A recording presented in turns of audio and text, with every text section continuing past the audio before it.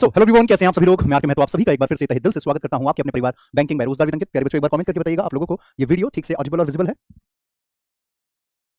एक बार सभी बच्चे कमेंट कर देना बेटा, ये वीडियो आप सभी तक ठीक से ऑडिबल विजिबल है, यस और नो।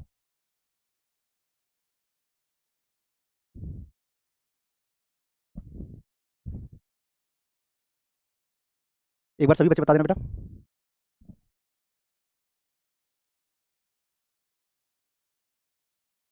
चलो, तो आई होप कि ऑडिबल और विजिबल होगी ये क्लास आप सभी को। तो चलिए बिना देरी के शुरू करते हैं सेशन को यहाँ से। तो ये आप लोगों की बेटा चौपाल बैच की क्लास चल रही है। इंग्लिश आपका ये सब्जेक्ट है। टॉपिक हमारा चल रहा है नाउन, और इसका आज दूसरा दिन है। नाउन की एक क्लास ऑलरेडी हमने कर ली है, तो आज हमारा नाउन का सेकंड डे है। चलिए, तो हम यहाँ पे बात करेंगे बेटा आज के नाउन के जो प्रीवियस क्लास में जो भी चीजें मैंने आपको पढ़ाई है, एक बार उसको रिकैप कर लेंगे, ऊपर ऊपर से सारी चीजें देख लेंगे और उसके बाद फिर आगे करेंगे, ठीक है। चलिए सर, बहुत मजा आ रहा है आपसे पढ़ के। प्रवीण जी बहुत बहुत शुक्रिया बेटा।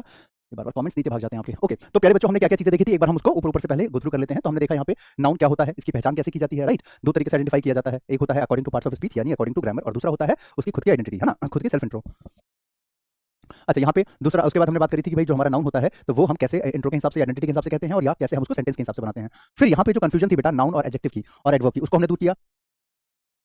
माफी चाहूंगा, थोड़ा पता नहीं आज खांसी कैसे स्टार्ट हो गई है, पर चलो कोई बात नहीं, कभी कभी हो जाता है। हाँ, तो हम बात कर रहे थे यहाँ पे नाउन, एडजेक्टिव और एडवर्ब की। तो कैसे हमारा नाउन, एडजेक्टिव, एडवर्ब काम करता है। तो इसकी पहचान ये होती है, इसको याद करने का तरीका कि आप इसके जस्ट बाद नाउन लगा के देखो, वेरियस टाइप ऑफ नाउन इसके जस्ट बाद आ सकता है, राइट, और इसके बाद नहीं आ सकता। तो यहाँ पे फिर हमने देखा था कि एडवर्ब को निकालना है तो एडजेक्टिव प्लस एलवाई लगाते जाओ, एडजेक्टिव के साथ आप एलवाई लगाते जाएंगे तो आपका एडवर्ब आ जाएगा, है ना। ऑनेस्ट है ऑनेस्टली, काइंड है काइंडली, ब्रेव है ब्रेवली, ऑनेस्ट स्मार्ट है स्मार्टली, ब्यूटीफुल है ब्यूटीफुली, उसी तरीके से नेचुरल है नेचुरली, राइट। चलिए उसके बाद फिर और आगे चले। तो यहाँ मैंने आपको बताया था कि नाउन और कंपाउंड नाउन में डिफरेंस क्या होता है ना। नाउन और कंपाउंड नाउन में डिफरेंस क्या होता है, ये भी हमने देख लिया। इसके बाद और आगे चलते हैं बेटा। तो हमने बात करी नाउन को हम बेसिकली चार पार्ट में डिवाइड करके पढ़ते हैं, चार तरीके से हम इसको डिवाइड करते हैं बेटा। तो यहाँ पे पहला जो इसका है वो ये है काइंड्स, दूसरा है इसका नंबर, तीसरा है आपका दूसरा जेंडर, तीसरा नंबर, चौथा पॉजिटिव केस, ठीक है। तो ये तो हमने पिछली की क्लास तक यहाँ तक हमने पढ़ा। अब आज हम बात करते हैं इनके रूल रेगुलेशन की, ठीक है। तो यहाँ तक हमने पिछली क्लास में पढ़ लिया था। अब बात करेंगे आज के यहाँ से रूल रेगुलेशंस वगैरह की, ठीक है। चलो, पहले ये क्वेश्चन है आपका, कल की ही क्लास में मैंने इसका रूल आपको बता दिया था, तो ये क्वेश्चन अब निपटाते हैं। जैसे आपके सामने सेंटेंस लिखा है बेटा, यहाँ पे आपके सामने सेंटेंस लिखा है, one of the problem with her is that. तो वन ऑफ द प्रॉब्लम ध्यान से देखिएगा बेटा। तो वन ऑफ द प्रॉब्लम लिखा हुआ है, ये गलत है। तो यहाँ पे प्रॉब्लम नहीं आना चाहिए, प्लूरल आना चाहिए था। वन ऑफ के साथ हमेशा प्लूरल आता है, तो क्या आ जाएगा आपका, तो प्रॉब्लम्स। क्या आ जाएगा बेटा आपका, तो problem, one of the problems, ठीक है। मीनाक्षी कुमारी बेटा, आपका कमेंट दिख रहा है, दिख रहा है बेटा, बिल्कुल दिख रहा है। चलिए, तो वन ऑफ द प्रॉब्लम्स हो जाएगा, क्योंकि हमने कल की क्लास में सीखा था कि जब भी वन ऑफ आता है तो उसके बाद नाउन हमेशा प्लूरल और वर्ब हमेशा सिंगुलर आता है, ठीक है। यहाँ तक तो कल हो गया था। आगे चलते हैं, ये वाला क्वेश्चन एक बार हम पढ़ते हैं। यहाँ पे क्या है, तो doctor APJ Abdul Kalam was one of the famous personalities who was known to all the people. देखो यहाँ पे हमारे पास doctor APJ Abdul Kalam was, क्योंकि एपीजे अब्दुल कलाम सर जो है वो सिंगुलर है, तो वहाँ पे हमारे पास वाज आया, कोई दिक्कत नहीं। अच्छा, one of the famous personalities, तो बोला जा रहा है ये उन पर्सनैलिटीज में से एक है, उन पर्सनैलिटीज में से एक है। तो किन में से, इनमें से, फेमस पर्सनैलिटीज में से। तो मैंने आपको क्या बताया था, वन ऑफ के बाद नाउन हमेशा प्लूरल आता है, यस सर प्लूरल आ रहा है, कोई दिक्कत नहीं। अच्छा, वर्ब सिंगुलर आनी चाहिए, तो सर सिंगुलर आ रहा है, कोई दिक्कत। यहाँ पे गड़बड़ है, पता है क्या, यहाँ जो हमने रूल सीखा ना, इतने से काम नहीं चलेगा, थोड़ा और सीखना पड़ेगा ताकि जो है ये रूल पूरा हो सके। ये अधूरा रूल था, इसको पूरा करते हैं। ये अधूरी अधूरी नॉलेज, क्योंकि मैंने आपको कहा है ना अधूरा ज्ञान खतरनाक होता है, इसलिए अब आते हैं रूल 2 पे। देखो एग्जांपल से समझाता हूं। वन ऑफ ऐसे, Manoj admired one of my students who was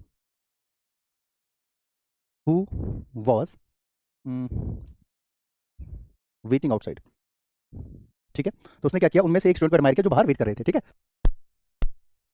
चलो देखो बेटा, यहाँ पे Manoj admired one of my students. अब देखो यहाँ पे वन ऑफ लिखा है, आप सभी को पता है कि वन ऑफ के बाद नाउन हमेशा प्लूरल आता है, तो स्टूडेंट्स लिखा है, कोई दिक्कत नहीं। अच्छा, यहाँ पे मेरे प्यारे बच्चों, इसके बाद वर्ब लिखा है वो सिंगुलर है वाज। तो यहाँ पे गड़बड़ क्या है सर, गड़बड़ एक छोटी सी ये है, आपको बस इतनी सी बात का ध्यान रखना है कि वन ऑफ के बाद जब नाउन आता था तो जाहिर है कि वो नाउन कैसा आता था, तो प्लूरल आता था। अभी जैसे हमने पीछे रूल देखा कि वन ऑफ के बाद नाउन कैसा था, पीछे आपने यहाँ देखा था वन ऑफ के बाद नाउन प्लूरल वर्ब सिंगुलर। तो यहाँ पे आपको ध्यान रखना है, वन ऑफ के बाद नाउन तो प्लूरल आता है, कोई दिक्कत नहीं है। लेकिन अगर बीच में रिलेटिव प्रोनाउन आ जाए, क्या आ जाए बेटा, बीच में रिलेटिव प्रोनाउन आ जाए तो वर्ब भी प्लूरल ही बनती है, ठीक है।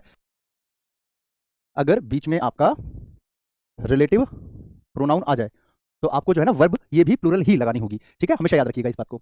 अब ये आपके दिमाग में आएगा सर रिलेटिव प्रोनाउन क्या होता है, तो ये जो डब्ल्यूएच फैमिली आपको दिख रही है ना बाबू, ये W H family, what who whom whose which that, what who whom whose which that. अभी आपका प्रोनाउन टॉपिक आने दो, अभी आपका नाउन चल रहा है ना, प्रोनाउन आने दो टॉपिक, फिर आपको तब पता चलेगा, ठीक है।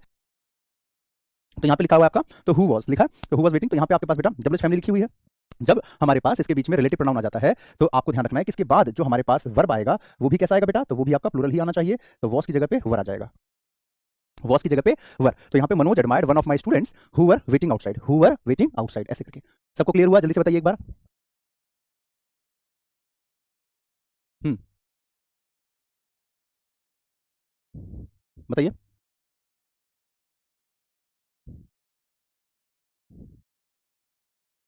चलो आगे बढ़े।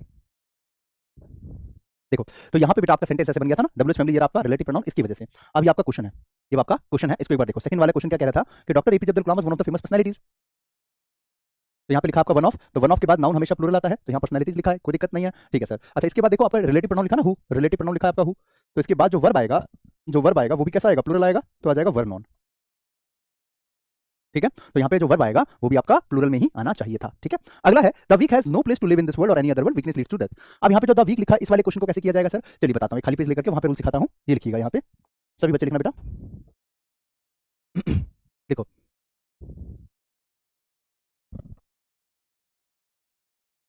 देखो, द काइंड, यहाँ पे दिखाता हूँ आपको,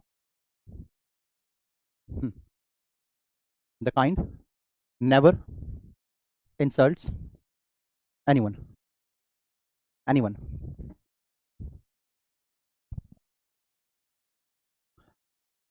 the brave is not afraid to die.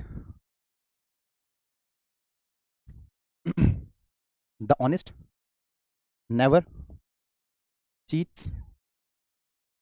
Yeah, the honest does not cheat others.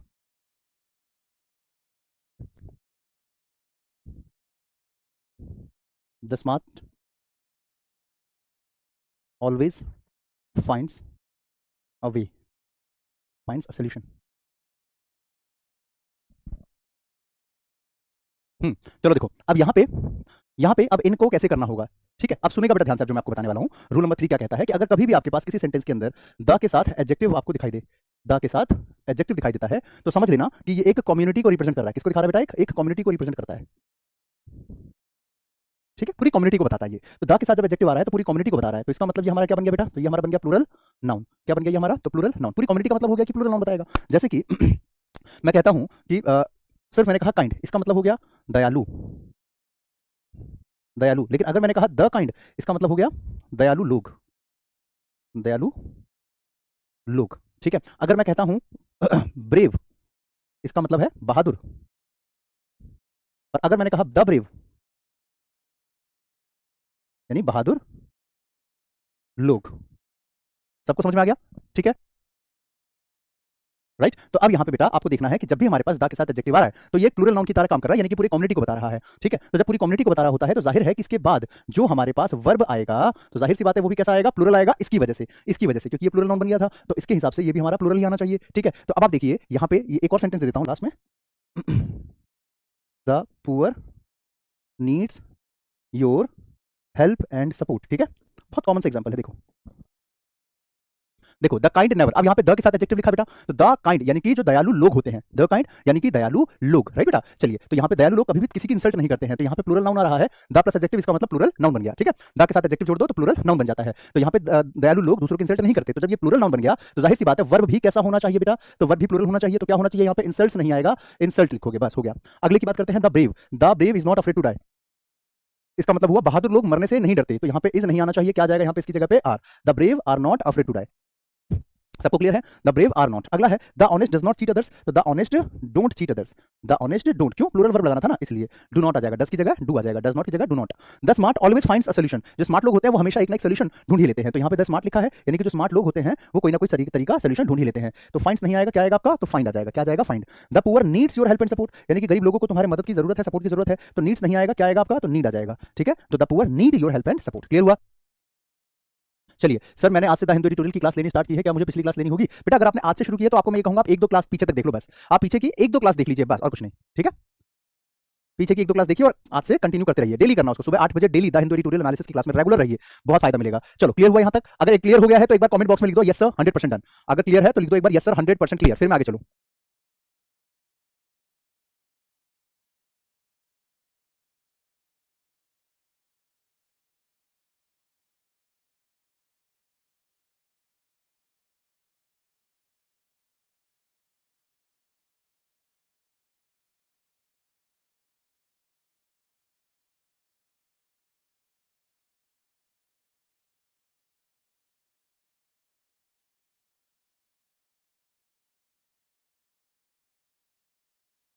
हो गया?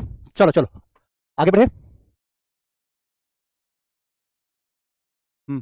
ओके आगे बढ़ते हैं। तो यहां तक आपको क्लियर हुआ कि किस तरीके से इसको करना होगा बेटा। तो यहां पे जब भी द के साथ आप एडजेक्टिव लगा रहे हैं तो आपको ध्यान रखना है कि वर्ब तो सिंगुलर आएगा। तो अब इसके बिहाफ पे इस क्वेश्चन को एक बार देखिए, इस क्वेश्चन को एक बार देखेंगे क्या लिखा है, the weak has no place here. तो द वीक समझ गए आप, वीक मतलब कमजोर। ऑब्वियसली आपका जैसे स्ट्रांग होता है ना ताकतवर एडजेक्टिव है भाई, वैसे ही वीक यानी कमजोर। तो देखो द वीक लिखा है तो इसके हिसाब से जो वर्ब आएगी प्लूरल आनी चाहिए। तो बस हैज को काट के क्या कर देंगे बेटा, तो हैव कर देंगे। बन गया आंसर, है या ना? कमेंट करके बताइए क्लियर हुआ सभी को।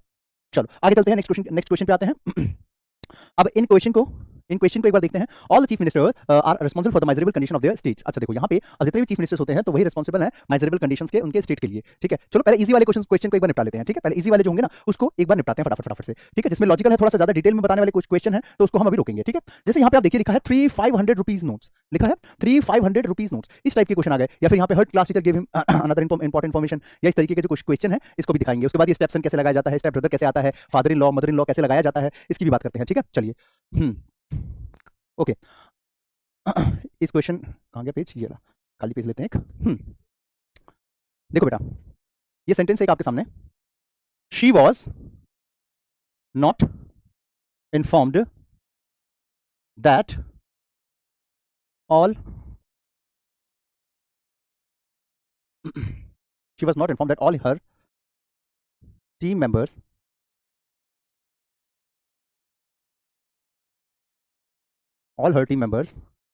have been selected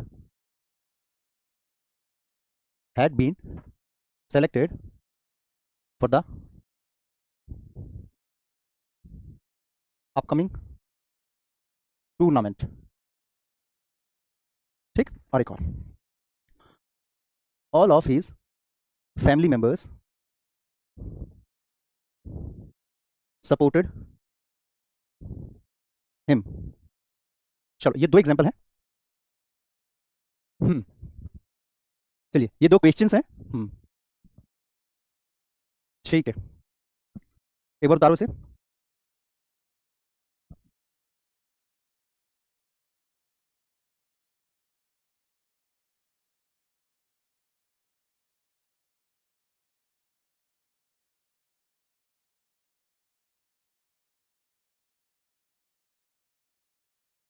हो गया ओके नित्या।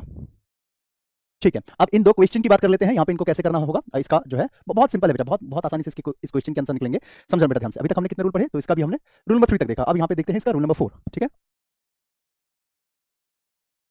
देखिए अब इसका रूल नंबर 4 एक बार इसकी तरफ बात करते हैं। ठीक है चलो गौर से सुनिएगा बेटा। जैसे मान करके चलिए मैंने आपको कहा कि ही इज माई क्लास मॉनिटर। ठीक है he is my class monitor, और एक सेंटेंस हमने कहा कि ही इज माई क्लास टीचर। अब मेरा सवाल आपसे है कि बताइए इन दोनों में से सही कौन सा है, he is my class monitor ठीक है, he is my class teacher ठीक है, बताइए जल्दी से। ओके मेघा कुमारी जी बेटा बिल्कुल। ये दो क्वेश्चंस मैंने दिए हैं, बताइए जरा इन दो क्वेश्चन में कौन सा वाला जो है, ये दोनों सेंटेंस में कौन सा वाला ठीक है या कौन सा गलत है, या दोनों ठीक है तो कौन सा दोनों ठीक है, या दोनों गलत लगे तो दोनों गलत कह दो। चलो अब ही is my class monitor, he is my class teacher, समझना बेटा ध्यान से। ही इज माई, इसको ऊपर नीचे कर देता हूं ताकि समझाने में आसानी रहे। ठीक है he is my class teacher, he is my class monitor.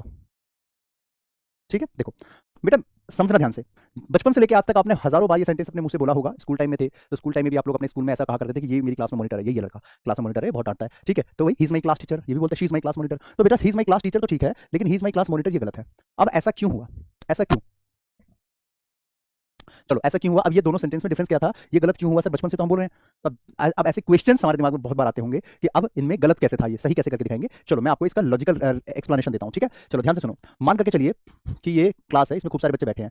ठीक है बहुत सारे बच्चे बैठे हैं, ये क्लास है, इसके अंदर काफी बच्चे बैठे हैं। ठीक है अब जो है मैडम परेशान हो गई, अभी बच्चे जो है बहुत ज्यादा शोर मचा रहे हैं, शोर शराबा कर दिया, तो मैडम गुस्से में आ गई। तो मैडम ने कहा कि ठीक है मैं इनमें से किसी एक बच्चे को खड़ा करके मैं मॉनिटर बना दूंगी। अब इनमें से एक खट्टा कट्टा मोटा ताजा एक ना एक बच्चा जरूर होता है हर क्लास में, उसको खड़ा करके बना दिया मॉनिटर के लिए, बेटा डंडा और शुरू हो जा। तो ये बन गया मॉनिटर। ठीक है ये क्लास के अंदर का पार्ट है ना, ये क्लास के अंदर से किसी एक को खड़ा करके मॉनिटर बना दिया गया है। राइट जैसे कि बाकी बच्चे डरे, मतलब बच्चे टीचर से इतना नहीं डरते जितना कि उस मॉनिटर से, दबंग टाइप का होता है क्लास में एक ना एक। ठीक है अब आ जाओ कॉन्सेप्ट नंबर 2 पे।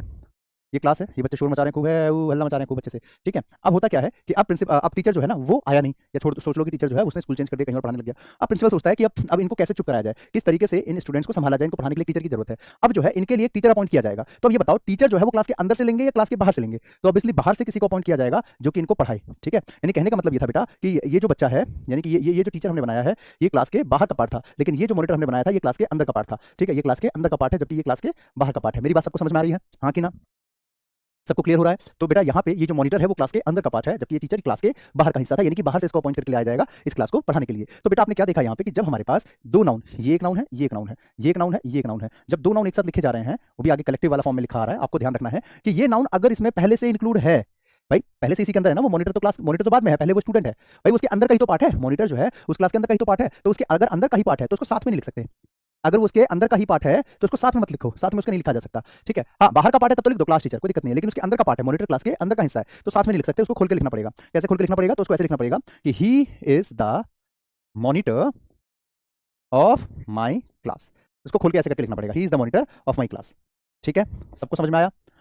सबको समझ में आ गया? यानी कि जब मॉनिटर जो हमने देखा वो क्लास के अंदर का पार्ट था, भाई ये मॉनिटर बाद में है, पहले तो ये स्टूडेंट है। इसकी पहली पहचान क्या है? तो पहली पहचान ये है कि ये स्टूडेंट है, ठीक है। तो यहाँ पे मेरे प्यारे बच्चों मॉनिटर कहना तो इसको हमने उपाधि दे दी, तो he is the monitor of my class ऐसे कहना चाहिए, राइट। अब जैसे मैंने कहा ही is my team captain, he is my team coach, अब इन दोनों सेंटेंस को मैं बिना लिखे बता रहा हूँ, ठीक है। आप भी बिना लिखे बिना पेन चलाए बताओ, he is my team captain, he is my team coach, इन दोनों में से कौन सा ठीक होना चाहिए? He is my team captain सही है या he is my team coach सही है? जल्दी से बताइए, आवाज निकाल के बताइए बेटा, मुझे आवाज आनी चाहिए आपकी, जल्दी से बताइए आवाज निकाल के,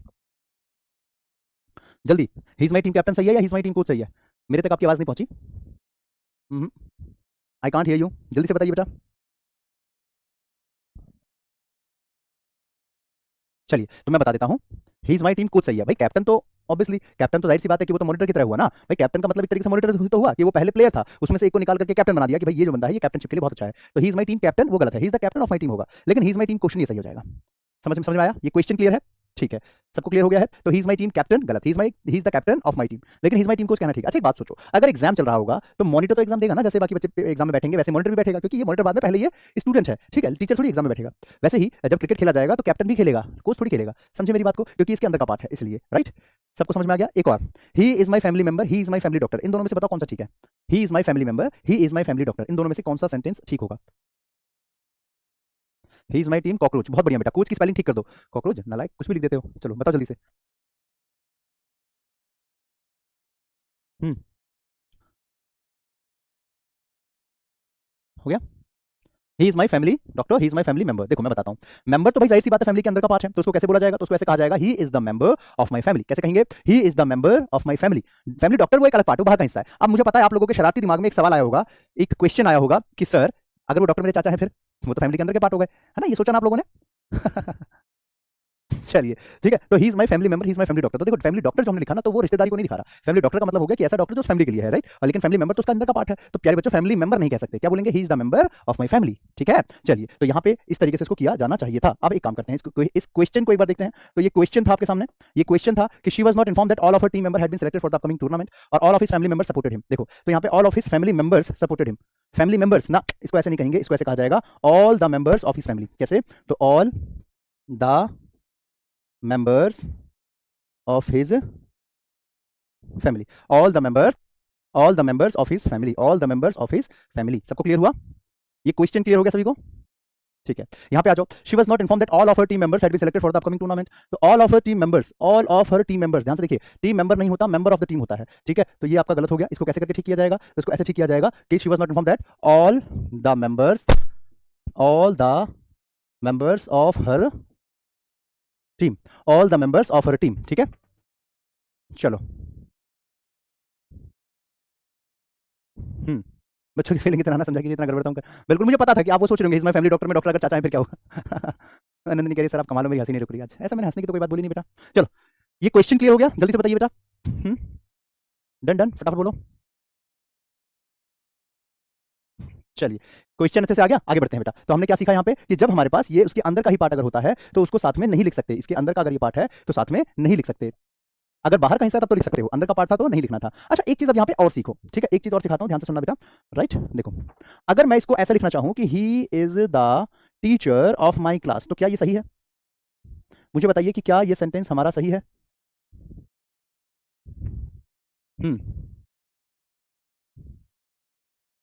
जल्दी से बताइए, क्या ये सेंटेंस हमारा सही है? Answer my question. मैं बताता हूं, देखो, जब हम बेटा ऐसे सेंटेंस को घुमा के लिखते हैं ना ऑफ के साथ, जब हम सेंटेंस को घुमा के लिखते हैं ऑफ के साथ, तब तो भैया सेंटेंस हमारा दोनों ही एंगल से सही है, चाहे वो उसके अंदर का पार्ट हो या चाहे वो उसके बाहर का पार्ट हो। अगर हम उसको ओपन करके लिखते हैं, मतलब खोल के लिखते हैं, जब हम खोल के लिखते हैं तब तो सेंटेंस दोनों ही एंगल से सही है, ठीक है। लेकिन जब एक साथ लिखते हैं तब ध्यान रखना पड़ता है। ध्यान क्लियर है बेटा? याद रखें हमेशा कि जब हम सेंटेंस को एक साथ, जब हम दोनों वर्ड को एक साथ लिख रहे हैं, दोनों नाउन को एक साथ लिख रहे हैं, सिर्फ आपको तभी सोचना पड़ेगा, सिर्फ तभी आपको ध्यान रखना होगा कि भाई हमारे पास ये मतलब इसके अंदर इंक्लूड नहीं होना चाहिए। अगर वो खोल के लिख रहे हैं तब तो कोई दिक्कत ही नहीं है। तो चाहे आप ऐसे कहें, ही is the member of my class, he is the monitor of my class, he is the teacher of my class, दोनों ही ठीक है, कोई समस्या नहीं है, ठीक है।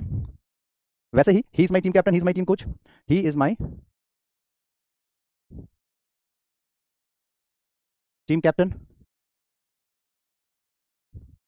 He is my team coach. तो जब हम इसको साथ में लिख रहे हैं ना, तो बस ध्यान रखना होगा हमको, ठीक है। साथ में लिख रहे हैं तो हमें पता है कैप्टन तो टीम के अंदर का पार्ट है, तो अंदर का पार्ट है तो साथ में नहीं लिख सकते। ये इसके बाहर का हिस्सा है, कोच अलग है भैया, वो अलग है, तो हम इसको साथ में लिख सकते हैं। तो जब हम इसको ऐसे कहें कि ही is the captain of my team, of my team, ये भी ठीक है। और यहाँ पे ये ही is the coach of my team, ये भी ठीक है। समझ में आ गया बेटा सभी को? समझ में आया बेटा सभी स्टूडेंट्स को? कमेंट करके एक बार मुझे बताइए, इज दैट क्लियर एवरीवन? ये दोनों ही सही है। यानी कि जब आप ऑफ कह के लिखते हो, सेंटेंस को लंबा बना के लिखते हो, तब तो वो हमारे वो क्वेश्चन हमारे दोनों ही एंगल से सही है। लेकिन अगर उसको साथ में लिख रहे हैं तब जरा सोचना पड़ेगा आपको फिर, ठीक है, कि अगर ये वाला नाउन इसके अंदर पहले से इंक्लूड था तो साथ में मत लिखो, इंक्लूड नहीं है तो लिख दो। सबको क्लियर हो गया है? जल्दी से बताइए, ये कॉन्सेप्ट सबको क्लियर हुआ? इस टाइप के कोई भी अब क्वेश्चन आएंगे तो आप आराम से कर सकते हैं। हम्म, ठीक है। अब मेरे प्यारे बच्चों, मैं आगे बढ़ता हूँ। अब मैं आगे चलता हूँ। देखिए, तो यहाँ पे ये भी क्लियर हो गया है, हाँ, उसके हिसाब से हमने ये दो दो क्वेश्चंस मैंने आपको दिए थे, ये भी आपको अच्छे से समझ में आ ही गए होंगे, हाँ। अब आगे चलते हैं। तो ये क्वेश्चन भी हो गए हमारे, उसके बाद ये वाले क्वेश्चन, इसको हमें देखना था, ठीक है। और फिर आगे और भी क्वेश्चन है हमारे पास, तो इसके ऊपर भी बात करेंगे, राइट? ओके, टाइम है अपने पास? चलो थोड़ा सा तो है अभी, आगे देखते हैं। चलिए अब इसके आगे बढ़ते हैं अगले क्वेश्चंस पे।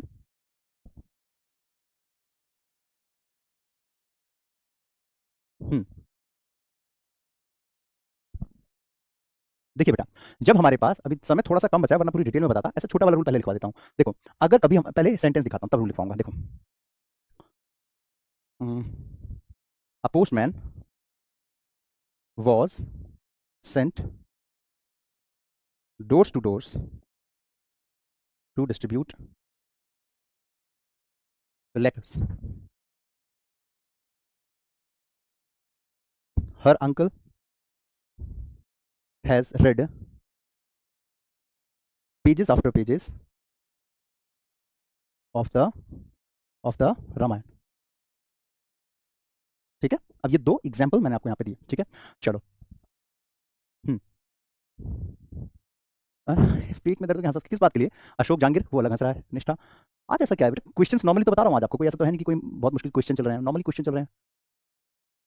सर डिस्क्रिप्टिव का भी कोर्स स्टार्ट कीजिए, जिससे बेसिक से लिखना सिखा दीजिए। मेघा कुमारी बेटा, डिस्क्रिप्टिव में आपका जो है ऐसे लेटर राइटिंग तो बात नहीं, आपको ये बात पता होनी चाहिए, आप तो चेंज हो गया पैटर्न, तो अब उसमें आपका प्रेसी राइटिंग आता है। और आप प्रेसी राइटिंग जो है बेटा, मैंने आप लोगों को, मैं आपको डेली करा रहा हूँ, पिछले एक महीने से करा रहा हूँ, आपको यही नहीं पता कहाँ चल रही है क्लास प्रेसी राइटिंग की। Editorial, the Hindu editorial analysis के लास्ट के 5 मिनट आप देखिए, लास्ट के 5 मिनट आप देखिए, पिछले एक महीने से करा रहा हूँ, आज से मैंने ट्रांसलेशन करानी शुरू करी है, पिछले एक महीने से प्रेसी राइटिंग चल रही है। चलिए, समझा मेरी बात को? क्लियर हुआ? जल्दी से बताइए, सबको समझ में आ गया अच्छे से? एक बार क्लियर हुआ कमेंट करके बताइए एक बार मुझे जल्दी से। हाँ, तो भाई हमने क्या सीखा, अब इन दोनों क्वेश्चंस को कैसे किया जाएगा, ध्यान से सुनना बेटा। देखो, अगर कभी किसी प्रेपोजिशन के आगे और पीछे, यानी आगे और पीछे दोनों तरफ, अगर कभी किसी प्रेपोजिशन के आगे और पीछे दोनों साइड सेम नाउन आ जाए, दोनों ही तरफ सेम नाउन आ जाए, ठीक, तो ये ध्यान रखना कि ये दोनों नाउन सिंगुलर होने चाहिए। अगर ये दोनों नाउन सेम हैं, अगर ये दोनों नाउन आपके सेम हैं, तो ये दोनों ही नाउन आपके सिंगुलर होने चाहिए।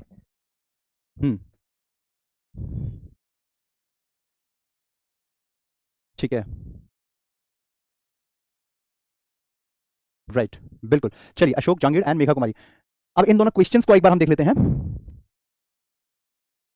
देखो, the postman was sent doors to distribute the letters. अब यहाँ पे आप देखिए, जब भी प्रेपोजिशन के आगे और पीछे सेम नाउन आते थे, तो सेम नाउन यहाँ पे लिखा है, प्रेपोजिशन बीच में टू आ गया, ठीक है, यहाँ पे आफ्टर आ गया प्रेपोजिशन, ठीक है। तो जब दोनों साइड सेम सेम नाउन आ रहा है, तो दोनों नाउन सिंगुलर होने चाहिए, तो डोर्स टू डोर्स नहीं होना चाहिए। ये क्वेश्चन यहाँ पे आपकी मिस्टेक है, तो डोर्स टू डोर्स नहीं होगा, क्या होगा? तो डोर टू डोर। क्या होगा बेटा? तो डोर टू डोर। अगला, पेजेस आफ्टर पेजेस, तो ये आपका गलत है, क्या होना चाहिए? Page after page. What should B?